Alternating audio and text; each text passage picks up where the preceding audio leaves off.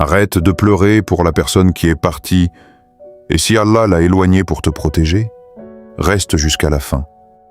Parce que ce message peut changer ta façon de voir ta vie. Quand quelqu'un quitte ta vie, la première chose que tu ressens, c'est la perte. Ton cœur devient lourd, ton esprit se remplit de pourquoi. Pourquoi moi? Pourquoi maintenant? Pourquoi cette personne? Mais laisse-moi te rappeler quelque chose d'essentiel. Allah ne fait jamais une erreur. Chaque séparation, chaque rupture, chaque éloignement est sous son contrôle. Parfois, tu étais attaché à quelqu'un qui n'était pas bon pour ta foi. Peut-être que cette personne t'éloignait doucement de ta prière. Peut-être que tu as commencé à négliger tes obligations pour lui plaire. Tu ne t'en rendais même pas compte.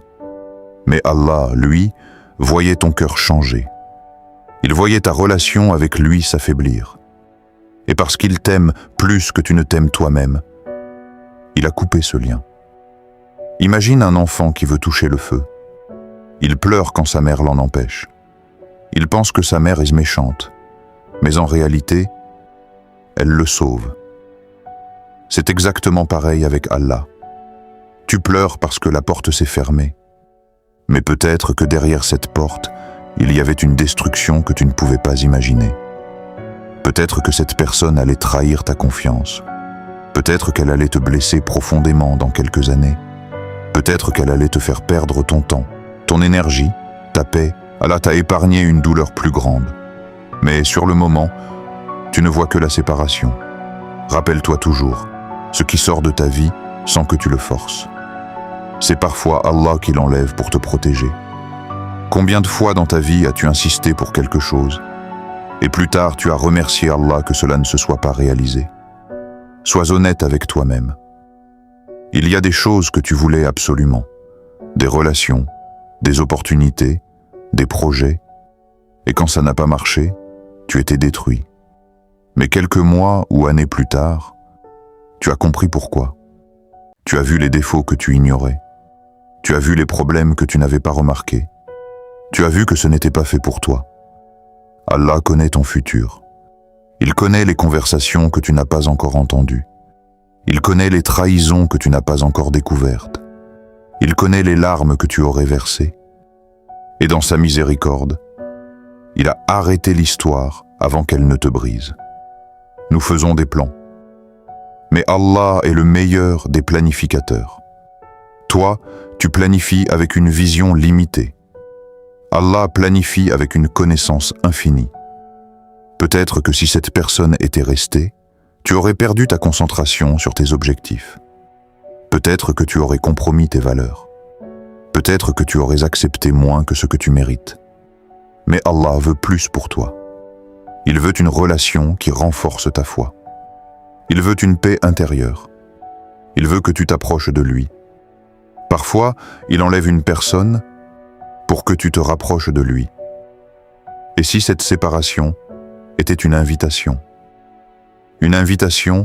à revenir à la prière, une invitation à renforcer ta relation avec Allah, une invitation à guérir.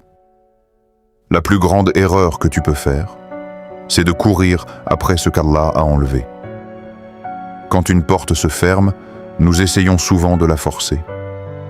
Nous envoyons des messages, nous insistons, nous supplions. Mais si Allah a fermé cette porte, pourquoi veux-tu l'ouvrir à nouveau? La confiance en Allah ne se montre pas quand tout va bien. Elle se montre quand tu ne comprends pas. La vraie foi, c'est dire « Ya Allah, je ne comprends pas, mais je te fais confiance ». Ce n'est pas facile. Ce n'est jamais facile. Mais chaque fois que tu acceptes un décret d'Allah avec patience, il te remplace par quelque chose de meilleur. Pas toujours immédiatement. Pas toujours comme tu l'imagines.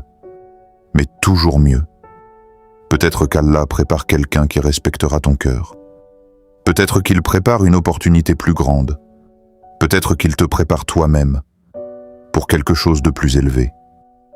Mais pour recevoir le meilleur, tu dois lâcher l'ancien. Si tu gardes ton cœur accroché au passé, comment veux-tu accueillir ce qu'Allah prépare? Aujourd'hui, prends une décision.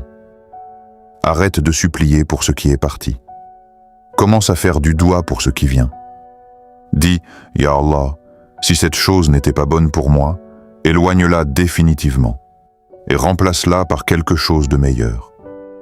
Et crois-moi, ce qu'Allah enlève par sagesse, il le remplace par miséricorde.